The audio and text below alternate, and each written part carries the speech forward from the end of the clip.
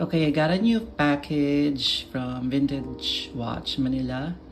And I do these unboxings now before I really like open them because I've had an experience, not from the same seller, but from a different one, whereby the product, as per the seller when they sent it, was in perfect condition, etc., etc.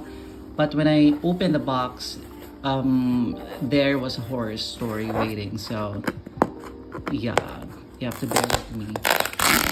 Do this together.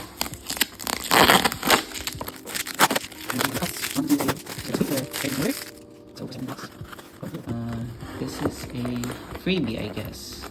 It's a watch which watch it's amazing. Yes, I think this is supposed to be. Yeah. So this is it. Here's that everything. And I was so glad. You have everything. You open this. And I was sitting I'm so sorry. Okay. Yeah. There you go. There you go. Not my first story from them. And here we go. Ooh! This is nice. And here we go. Well, this watch is not really vintage. It's actually it's still modern, but I think this is an older version of what it is. It is the Longines Flagship Watch, and what caught my eye and my attention is that dial, because it comes in different dials. There's white, blue, black, but I like this sunburst silver one.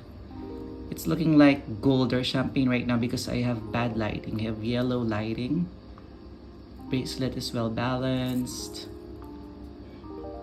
Seems everything is in order.